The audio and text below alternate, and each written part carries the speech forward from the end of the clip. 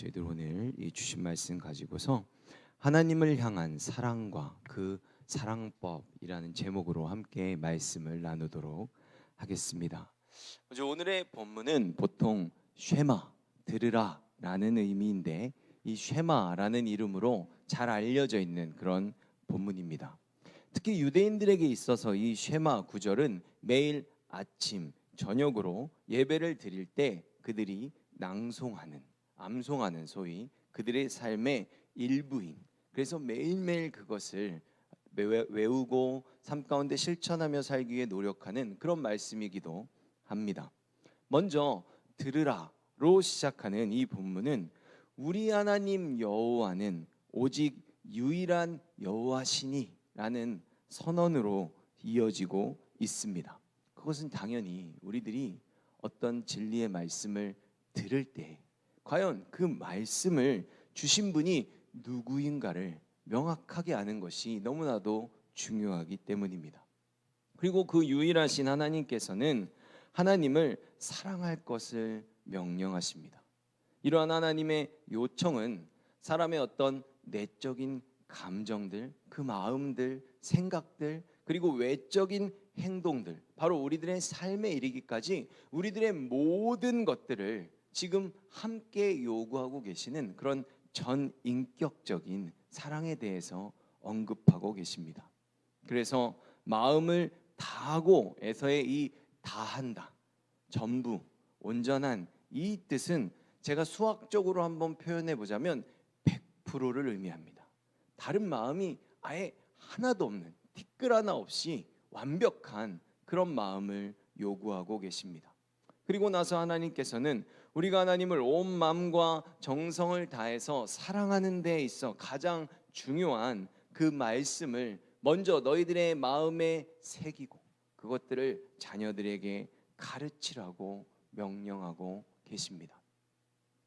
그런데 이곳에서 사용된 가르치다 라는 표현은 다른 말로 이것이 쓰일 때에는 무언가를 예리하게 하다 또는 날카롭게 만들다 라는 의미를 갖습니다.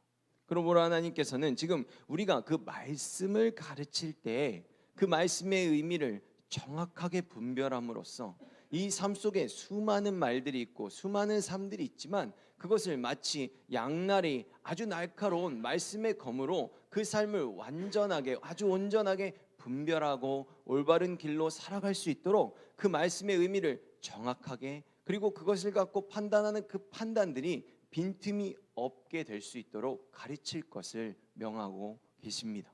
그리고 가르치는 시기나 장소 또한 어느 한 장소를 정하시거나 어떤 특정한 시점을 고르신 것이 아니라 집에서, 길에서, 그리고 누워있을 때는 집에서 잠을 잘 때를 뜻합니다. 그리고 일어날 때, 그럼 아침에 일어날 때를 의미하는 것이죠. 집에 있을 때, 또 그 집에서 평소에 살 때를 의미하는 것이겠죠. 잘 때, 일어날 때, 그리고 길에서 밖에 나가서 돌아다닐 때, 그 모든 것들을 다 지금 포함하는 개념으로 말씀해주고 계십니다.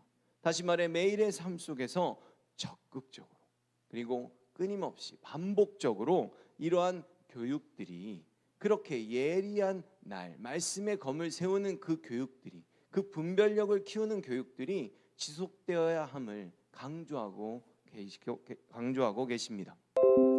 마지막으로 8절에서 9절에서는 손목에 매어 기호를 삼고 미간에 붙여 표를 삼으라 라고 명령하십니다. 그래서 유대인들은 머리에다가 진짜로 이것을 그 물리적으로 그대로 받아들여서 이렇게 상자를 만들어 가지고 달고 그 상자에다가 이렇게 글을 써서 그 말씀을 돌돌 말아서 여기에 이렇게 넣고 다니는 그런 모습을 보여주기도 합니다. 그리고 손에도 이렇게 검은색 가죽끈을 이렇게 돌돌 매고 있는 그런 모습들을 여러분들이 종종 보실 수 있을 것입니다. 그런데 이러한 모습은 첫째로는 스스로가 자기 자신을 향해서는 하나님의 백성이라는 것을 잊지 말고 내가 그에 합당한, 그 말씀을 받은 자로서의 합당한 삶을 살아가야 한다는 교훈으로 볼 수 있습니다. 그러나 내가 상자를 달고 다니고 만약에 내가 손에 끈을 묶고 다닐 때 밖에서 누가 봐도 나는 하나님의 백성이라는 표가 나지 않겠습니까? 그러므로 그것은 둘째로는 그것을 바로 나를 지켜보는 사람들에게 나의 정체성은 어디에 있는가? 나는 누구인가? 그것을 그들에게 그대로 나타내 주시는 것. 그 외적인 모습에 걸맞는 그런 삶을 너희들이 책임감 있게 살아가야 한다 라는 요구로도 받아들일 수 있다는 것입니다. 그렇다면 저희들이 오늘의 본문이 지금까지 살펴본 이야기들을 통해서 저희들에게 주어지는 중요한 깨달음들에 대해서 함께 알아보도록, 좀 더 구체적으로 살펴보도록 하겠습니다. 첫째로, 주님과 우리는 사랑의 관계를 맺어야 됩니다. 여러분, 이방신들을 섬기는 사람들은 사실 그 신들과 어떤 진솔한 대화를 나누거나 그들의 마음을 교감하는 어떤 그런 인격적인 관계를 맺지 않습니다. 그들이 원하는 것을 나는 내어주고, 뭐 예를 들어 부적이 500만 원이다. 뭐 이 사건을 해결하려면 부적은 1000만 원이다. 그러면 뭐 내가 감정 같은 거 줄 필요 없이 그들이 원하는 대가만 치르면 그들은 내가 원하는 것을 주겠다고 나오는 그런 방식, 바로 일종의 거래와도 같은 그런 관계를 맺습니다. 그런데 우리나라에도 요새 이런 것들이 문화와 섞여 들어옴으로써 아무렇지도 않게 받아들여지고 있는 아주 안타까운 현실이 한 가지 있습니다. 요새 한국 사회를 보면 지금이 10월 달이죠. 10월 31일이 무슨 날입니까? 그날이 할로윈입니다. 그래서 마지막 날에, 이 10월 마지막 날에 있는 이 미국의 할로윈 데이를 마치 무슨 축제라도 되는 것처럼 홍보하고, 그땐 뭐 또 놀이동산에서 특별한 행사를 하고 함께 즐기는 모습들을 볼 수 있습니다. 그리고 심지어 이제는 기독교인들조차도 이런 할로윈이 무엇을 뜻하는지 재밌게 노는 날이래. 그날 이렇게 꾸미고 사탕 먹고 케이크도 먹고 그러는 날이래 라고 말하며 그들에게 아무런 제한 없이 참여하는 모습들을 볼 수 있습니다. 근데 여러분, 이 할로윈은 정말 제대로 된 신앙을 가진 크리스찬이라면 절대로 참여해서는 안 되는 이방신들, 이방 귀신들을 위해 드리는 제삿날입니다. 아주 쉽게 말하자면 이 할로윈은 북유럽에 있는 켈트족의 그 조상들이 1년에 한 번씩 죽은 자들이 자신의 집으로 돌아오는 그 국가의 제삿날로 정해놨던 그 날이 바로 할로윈입니다. 죽은 영혼들이 집을 방문한다고 생각했던 것이죠. 그 죽은 영혼들이 그들의 집을 방문해서 문을 두드리면 문을 열어줍니다. 저도 어렸을 때, 저희 할아버지는 크리스찬이 아니시고 굉장히 유교적인 분이셨는데 제사 드릴 때 창문 열어라 라고 저한테 시키셨던 그런 기억들이 나곤 합니다. 비슷한 것 같습니다. 그리고 그들이 묻습니다. trick or treat이라고 묻습니다. 트릭이라는 것은 장난을 치겠다, 내가 너를 괴롭히겠다 이런 뜻이고, 트릿이라는 것은 내가 너를 좀 잘 대우해 주겠다 이런 의미를 갖고 있습니다. 이 두 가지의 질문을 던져요. 그러면 만약에 자신이 원하는 것을 주지 않으면 이 죽은 영혼이 장난을 놀아서 너에게 해를 끼치게 하겠다, 너희 가족들에게 안 좋은 일이 하겠다, 일어나게 만들겠다라는 의미를 갖고 있고, 반대로 그들이 원하는 것들을 주면 트릿이 되어서 내가 복받고 탈 없이 또 한 해를 잘 살게 도와주겠다라는 의미를 가지고 있는 것입니다. 그런데 이토록 악한 이방신을 위한, 죽은 자들을 위한 제사의 풍습이 지금의 저희들에게 들어와서 직접 그 죽은 조상들을 상징하는, 왜? 귀신으로 보여야 되니까 이상한 옷들을 입히는 거예요. 그래서 그 이상한 옷들을 애들한테 입히고 트릭 or 트릿이라고 실제로 문을 두드리면서 가까워 방문해서 사탕을 이만큼 모아오는 그 풍습을 따르게 하고 있는 것입니다. 여러분, 할로윈에 분장을 한다는 게 무슨 의미입니까? 그러면 바로 내가 귀신이 되는 겁니다. 내 애들을 죽은 영혼으로 만드는 것입니다. 우리 아이들을 그 죽은 자의 그 자리에 세우는 것을 우리들은 아무 생각 없이 문화라고, 재미라고, 사탕 먹는 날이라고 받아들이고 행하고 있다는 것입니다. 저희 아이들도 처음 미국에 갔을 때 아빠 엄마가 무조건 못하게 하니까 굉장히 슬퍼하더라고요. 왜냐하면 자기 친구들은 막 슈퍼맨 옷도 입고 아이언맨 옷도 입고 막 정말 그 들고 다니는 가방이 찢어질 정도로 1년치 사탕을 그날 다 모아오는데 어찌 어린 마음에 그런 것들이 부럽지 않을 수 있겠습니까? 그런데 여러분, 죄라는 것이 본래 그렇게 겉으로만 보면 달콤해 보입니다. 또 한두 번 하는 것은 티도 안 나고 괜찮아 보입니다.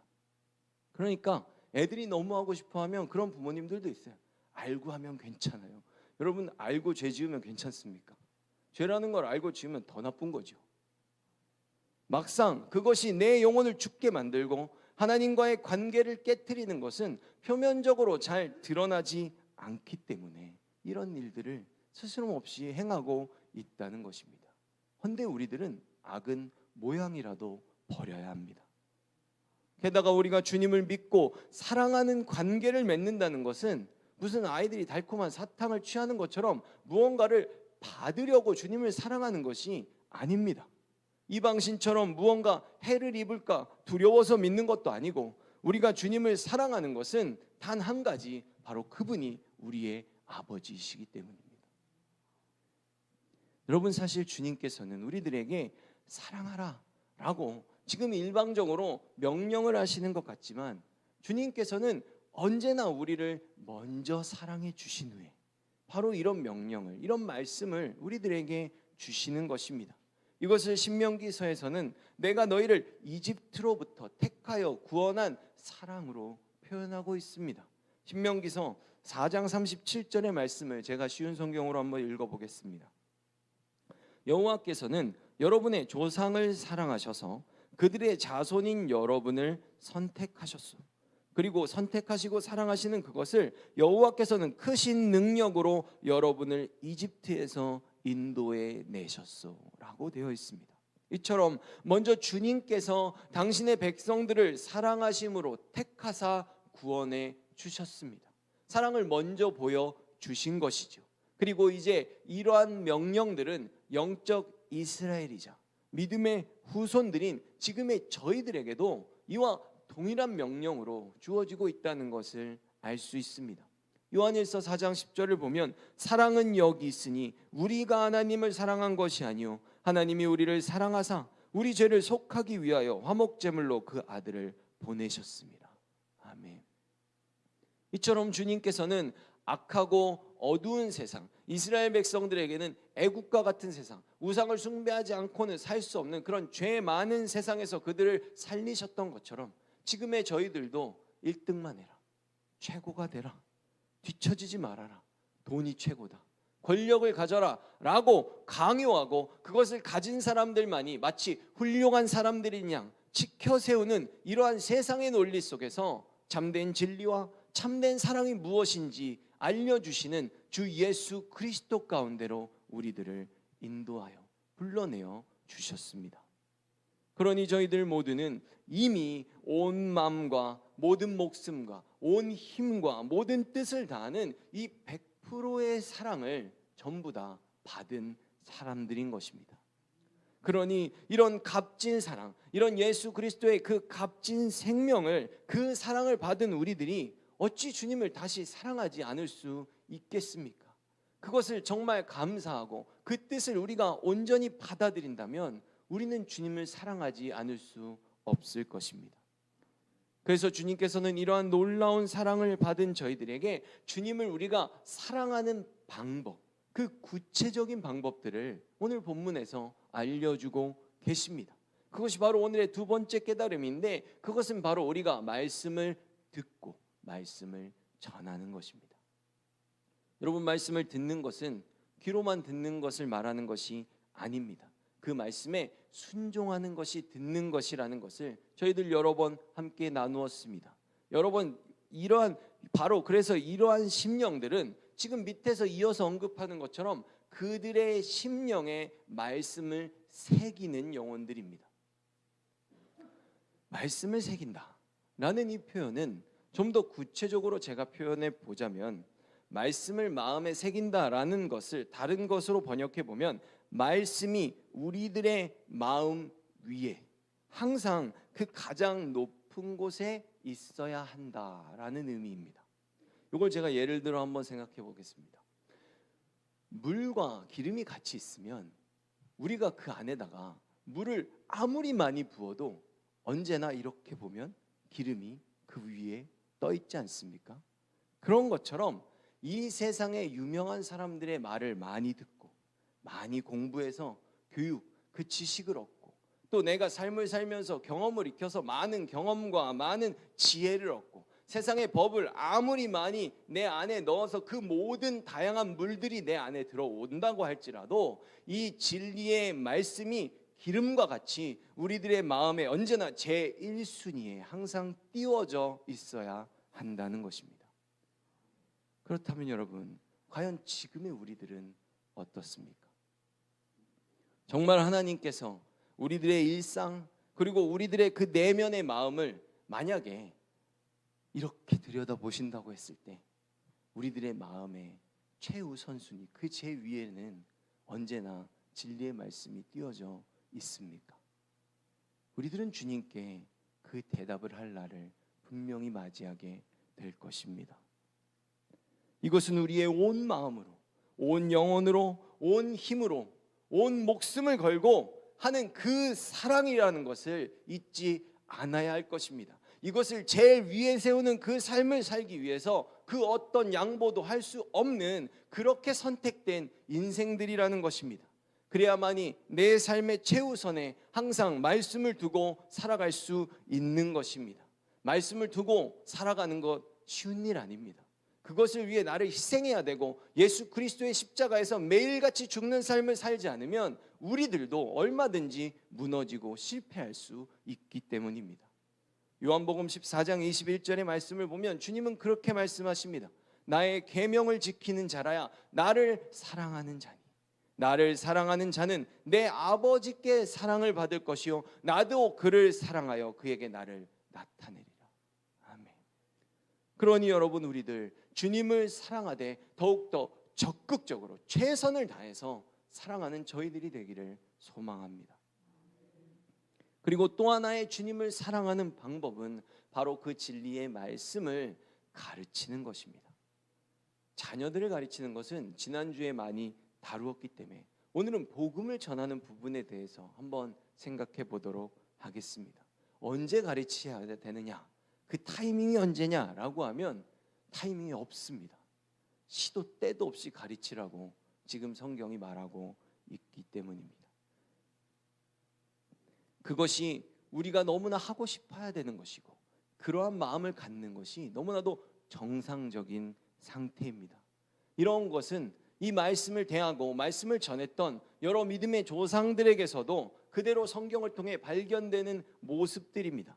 예시들을 한번 보겠습니다. 예레미야 선지자는 예레미야서 20장 9절에 내가 다시는 여호와를 선포하지 아니하며 그의 이름으로 말하지 아니하리라 하면 나의 마음이 불붙는 것 같아서 골수에 사무치니 답답하여 견딜 수 없나이다 라고 복음을 갖고 있는, 진리를 갖고 있는 전도자의 심정에 대해 이렇게 말하고 있습니다. 그리고 예수님의 제자들은 사도행전 5장 42절에 이렇게 말합니다.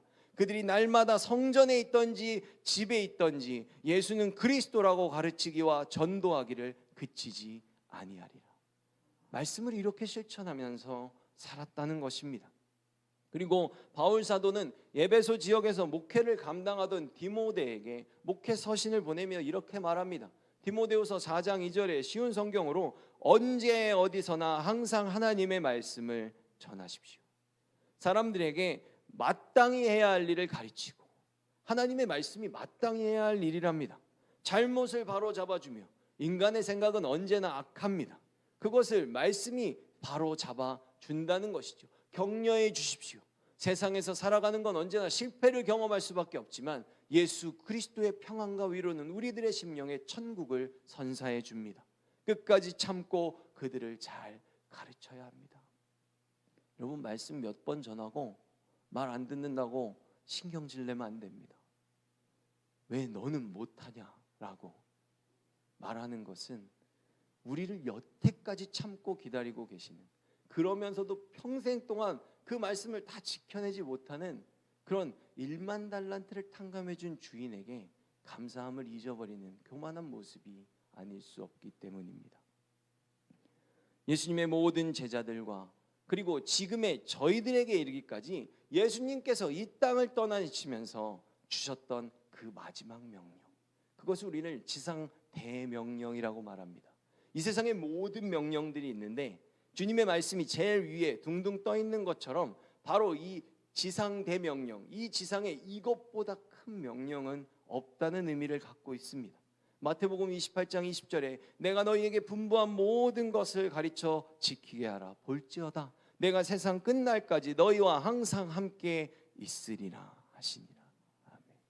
여러분, 말씀을 손목에 메고 기호를 삼는다는 것은, 손은 우리가 일을 할 때 그리고 어떤 행동을 할 때 가장 주가 되는 신체 부위입니다.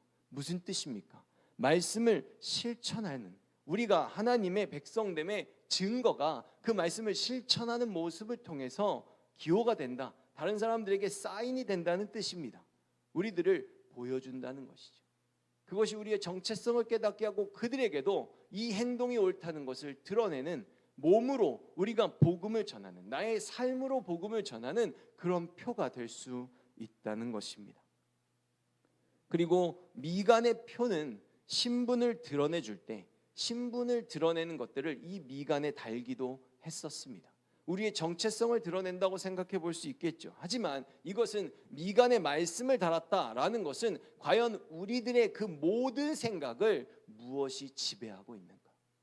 내가 살아가는 그 삶의 모든 순간들 속에서 판단과 결정을 내리는 가장 중심에 서 있는 온전한 기준이 무엇인가라는 것을 우리가 잊지 않고 살아가는 것입니다. 그것이 바로 말씀이어야 합니다. 마지막으로 그 말씀을 내 집 문설주와 바깥문에도 기록한다라고 하는 것은 이러한 행동 양식, 그리고 이러한 삶의 고백이 나의 가정의 차원을 넘어서, 여러분 한번 바깥문까지 다 써놨다고 생각해 보세요. 여러분들이 어떤 동네에 갔습니다. 저희 대림교회가 한 동네 다 모여 사는데 우리 집 문과 우리 집 바깥문, 우리 동네에 요게 다 써 있습니다. 말씀이 뭡니까? 개인 그리고 자녀를 가르치는 가정을 넘어서 외부를 향해 우리 공동체 전체가 말씀이 전부인 공동체가 되어야 한다고 얘기하고 계십니다. 여러분, 성경만이 우리가 만나는 모든 삶의 답안이 될 수 있습니다. 바로 이 성경 안에 이 세상 어디에서도 가르쳐주지 않는 구원의 길이 있습니다. 이 세상의 종말을 말해줍니다.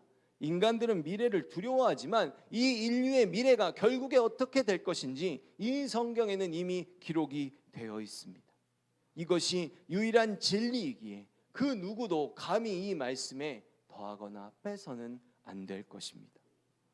이처럼 말씀을 우리 모두의 삶에 직접적으로 간섭하고 우리의 모두의 삶에 생명이 되는 그 중심이 될 수밖에 없는 것입니다.